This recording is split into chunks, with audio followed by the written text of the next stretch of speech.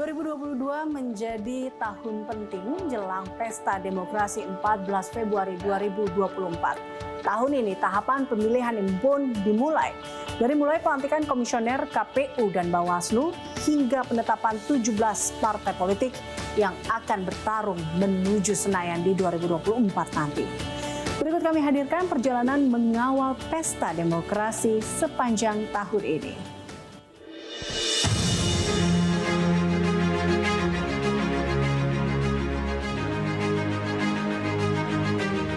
2022 menjadi tahun krusial jelang Pesta Demokrasi pada 14 Februari 2024 mendatang.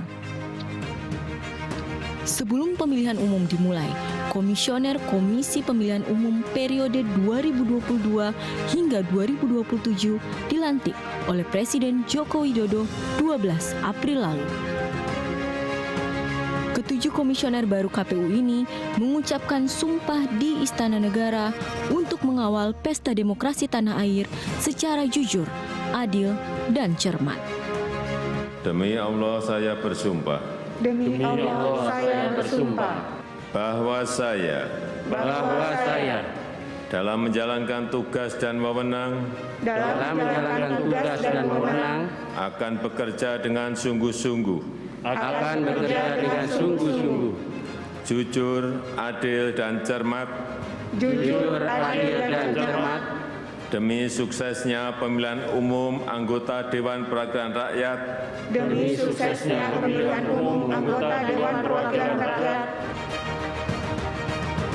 Selain komisioner KPU, di hari dan tempat yang sama, Presiden Jokowi juga melantik 5 komisioner Bawaslu.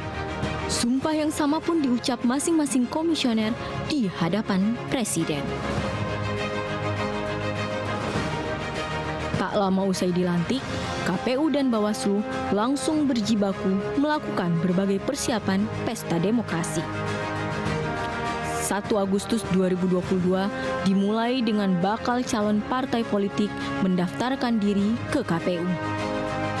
Berlanjut di hari-hari berikutnya, partai-partai politik lama maupun baru saling mendaftarkan diri sebelum 14 Agustus. Setelah melalui berbagai tahapan verifikasi dengan segala perbaikannya, baik administrasi maupun faktual, KPU akhirnya menetapkan peserta pemilu 2024. Penetapan ini dilakukan sekaligus dengan pengundian nomor urut yang dilakukan pada 14 Desember lalu. Pemilihan umum sudah ditetapkan 14 Februari 2024. Pemilu tahun ini pun begitu spesial karena untuk pertama kali rakyat Indonesia tak hanya memilih semua wakilnya di pusat dan daerah, tetapi juga akan memilih pemimpin daerahnya di waktu yang sama. Termasuk memilih presiden dan wakil presiden tanpa perlu menunggu hasil suara partai politik yang melenggang ke Senayan. Partai politik peserta pemilu sudah ditentukan. Saatnya saling hitung-menghitung potensi koalisi, termasuk siapa yang nantinya akan menerima estafet kepemimpinan dari Presiden Jokowi. Sementara itu, tahun ketiga kepemimpinannya di periode kedua ini, Jokowi tampaknya masih belum puas dengan kinerja kabinetnya. Terbukti di tahun 2022 ini Jokowi masih saja melakukan bongkar pasang jajaran menteri. Selain itu, di penghujung tahun ini, Jokowi juga melantik Laksamana Yudho Margono sebagai Panglima TNI. Laksamana Yudho menggantikan Jenderal Andika Perkasa yang pensiun akhir tahun ini.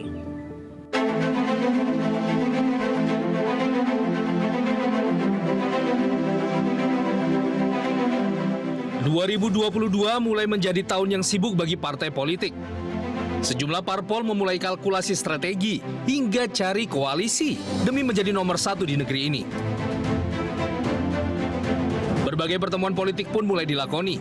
Ketua umum parpol saling mengunjungi satu sama lain. Bahkan Golkar, PAN, dan P3 bersepakat membentuk koalisi. Koalisi Indonesia Bersatu atau KIB dibentuk pada tanggal 5 Juni 2022 atas kesepakatan Airlangga Hartarto, Zulkifli Hasan, dan Suharto Mono Arfa.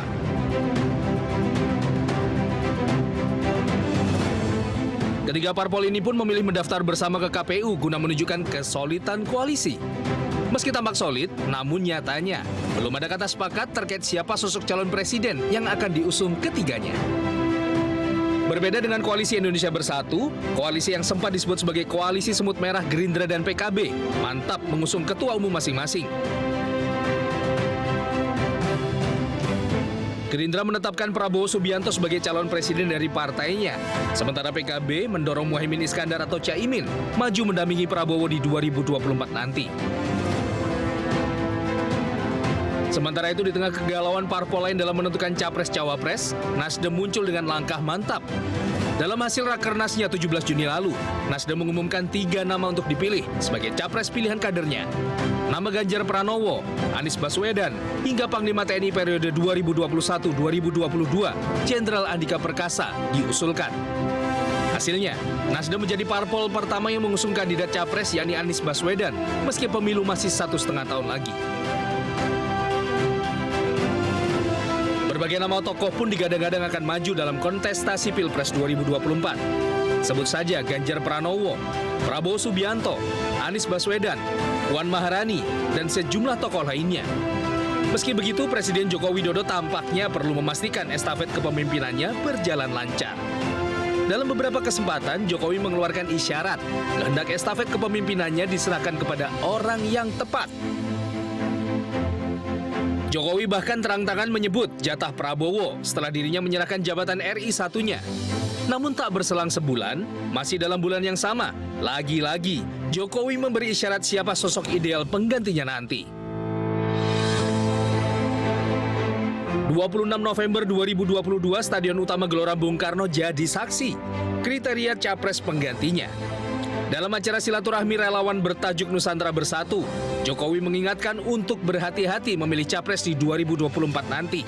Jokowi bahkan mengungkap kriteria rambut putih sebagai pemimpin ideal lantaran terus memikirkan rakyat. Pemimpin yang mikirin rakyat itu kelihatan, dari mukanya itu kelihatan. Dari penampilannya itu kelihatan. Banyak kerutan di wajahnya karena mikirin rakyat. Ada juga yang mikirin rakyat sampai rambutnya putih semua, ada.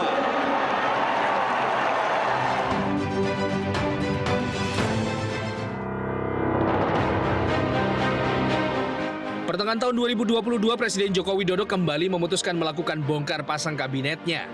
Tak hanya jajaran menteri yang dirombak, wakil menteri di beberapa kementerian juga ikut mengalami perubahan formasi. Masuknya PAN di koalisi pemerintah Jokowi Ma'ruf pada Agustus 2021 baru berbuah manis di tahun ini. Setelah 10 bulan, PAN akhirnya mendapat jatah kursi di kabinet. Tak tanggung-tanggung, Ketua Umumnya Zulkifli Hasan yang dipilih Jokowi untuk mengisi pos Menteri Perdagangan.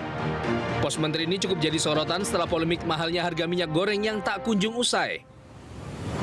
Zulhas resmi dilantik Jokowi pada 15 Juni 2022, hari Rabu Pahing dalam penanggalan kalender Jawa.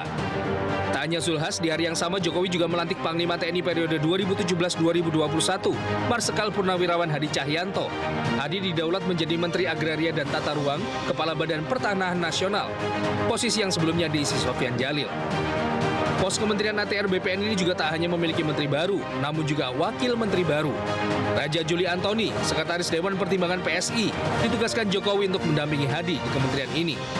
Selain Raja Juli, Jokowi juga melantik 2 wakil menteri baru, yakni John Wemby Watimpo, yang digeser dari Wakil Menteri Pekerjaan Umum dan Perumahan Rakyat menjadi Wakil Menteri Dalam Negeri. Selain itu, Afrian Syah Noor didaulat menjadi Wakil Menteri Ketenagakerjaan. Namun di tahun ini kabar duka menyelimuti Kabinet Indonesia Bersatu. Menteri Pendayagunaan Aparatur Negara dan Reformasi Birokrasi Cahyokumolo tutup usia. Setelah sempat diisi beberapa menteri ad interim, Jokowi akhirnya memilih Ketua LKPP Abdullah Azwar Anas untuk mengisi pos Menpan RB. Dan sebelum menutup tahun ini, Senin 19 Desember 2022, Presiden Joko Widodo melantik Laksamana Yudo Margono menjadi Panglima TNI. Pelantikan berlangsung di Istana Negara berdasarkan surat keputusan Presiden nomor 91/TNI tahun 2022 tentang pemberhentian dan pengangkatan Panglima TNI. Laksamana Yudo menggantikan Jenderal Andika Perkasa yang memasuki masa pensiun akhir tahun ini. Demi Allah saya bersumpah Demi Allah saya bersumpah bahwa saya akan setia kepada Negara Kesatuan Republik Indonesia yang berdasarkan Pancasila dan Undang-Undang Dasar Negara Republik Indonesia tahun 1945. Meski tak banyak perubahan drastis dalam komposisi menteri, namun 2 tahun jelang kepemimpinannya berakhir, Jokowi masih tetap merubah formasi kabinetnya. Isyarat untuk merombak kabinet bahkan dilontarkan di penghujung tahun ini. Kita nantikan, akankah di tahun 2023 Jokowi kembali merombak atau justru tetap mempertahankan kabinetnya hingga menyerahkan estafet kepemimpinan di Oktober 2024 nanti. Tahun ini Indonesia memegang presidensi KTT G20. Nusa Dua Bali dipilih menjadi saksi pertemuan 17 kepala negara anggota G20. Berbagai persiapan pun dilakukan jauh-jauh hari hingga puncaknya pada 15 dan 16 November 2022. Indonesia sukses menggelar forum utama kerjasama ekonomi internasional bertajuk KTT G20 Recover Together, Recover Stronger.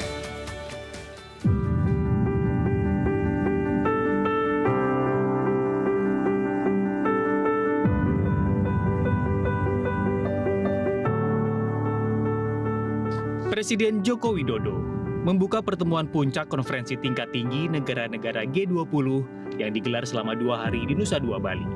Para pemimpin negara silih berganti tiba di Bandara Ngurah Rai Bali. Ke-17 pemimpin negara yang hadir kemudian disambut Presiden Jokowi di The Ampurva Kempinski. Pada pertemuan puncak KTT G20, Presiden Jokowi menyampaikan sejumlah hal penting. Salah satunya terkait perang Rusia-Ukraina yang harus segera diakhiri.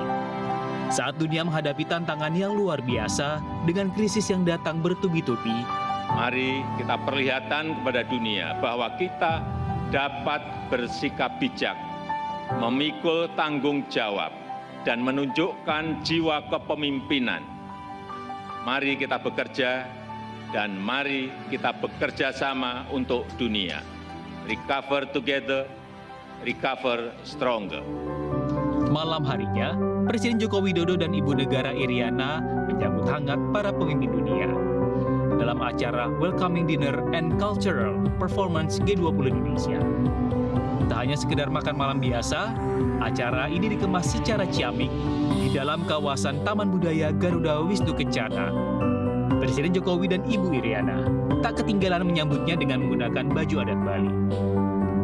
Di hari kedua pertemuan puncak KTT G20, sebagai tuan rumah, Presiden Jokowi mengajak para pemimpin negara dan delegasi lainnya berkunjung ke Taman Hutan Raya Mangrove.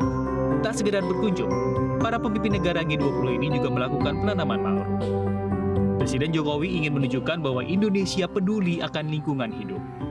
Selain deklarasi, Presidensi Indonesia juga menghasilkan konkret deliverable yang berisi daftar proyek kerjasama negara anggota G20 dan undangan. Proyek kerjasama inilah yang akan membantu membumikan kerja G20 lebih dekat dengan rakyat.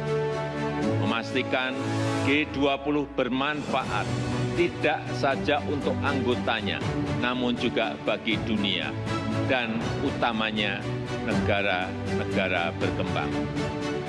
Let us recover together, recover stronger. Setelah diselingi berbagai pertemuan bilateral antar kepala negara, tiba saatnya rangkaian pertemuan tahunan ini ditutup. Meski sempat alot, para pemimpin negara G20 akhirnya menyepakati dan mengesahkan deklarasi atau Leaders Declaration bagi pemulihan dunia. Deklarasi ini berisi kesepakatan para pemimpin negara G20 terkait sejumlah isu, terutama dalam menghadapi tantangan ekonomi global yang serius. Indonesia sebagai pemegang presidensi menyerahkan kepada India pemegang presidensi selanjutnya. Presiden Jokowi menyerahkan palu presidensi KTT G20 pada Perdana Menteri India, Narendra Modi. Suksesnya KTT ini tak terlepas dari peran sejumlah pihak, mulai dari pemerintah, aparat keamanan, hingga masyarakat Bali sebagai tuan rumah. Indonesia turut bangga berhasil menggelar konferensi bergengsi tingkat dunia. Ya, Indonesia sukses menjadi tuan rumah KTT G20. Namun, keberhasilan ini tak selaras dengan upaya untuk mendamaikan konflik antara Rusia dan Ukraina. Presiden Jokowi bahkan turun langsung mendatangi kedua pemimpin negara itu. Namun, kata damai tak kunjung dicapai.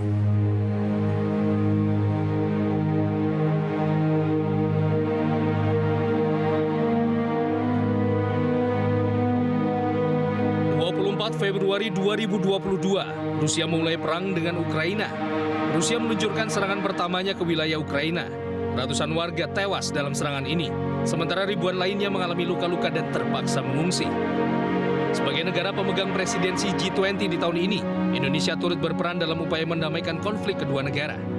Tak tanggung-tanggung, Presiden Joko Widodo bahkan turun langsung bertemu kedua pemimpin negara.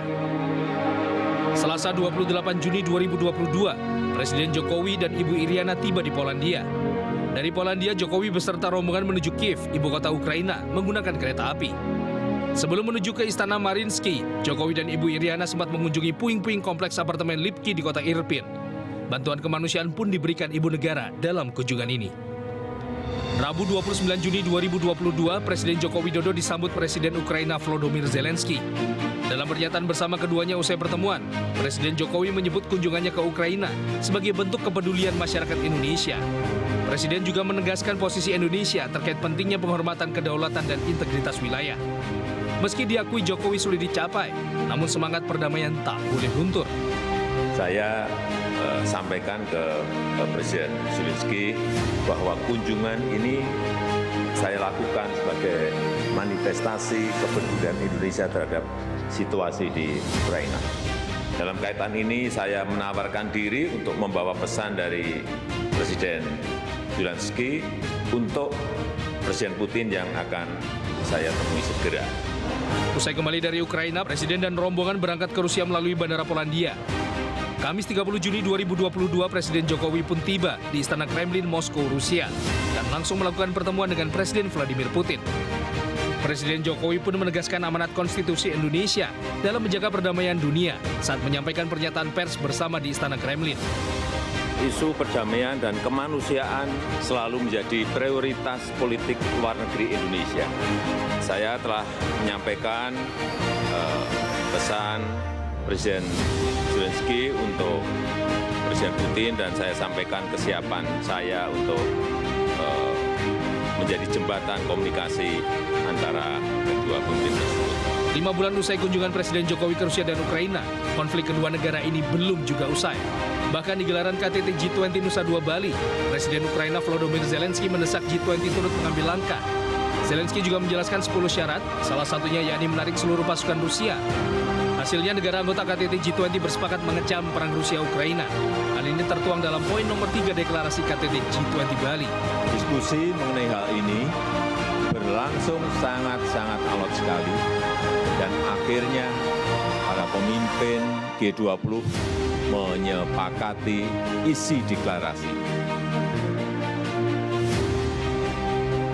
yaitu condemnation perang di Ukraina karena telah melanggar batas wilayah, melanggar integritas wilayah.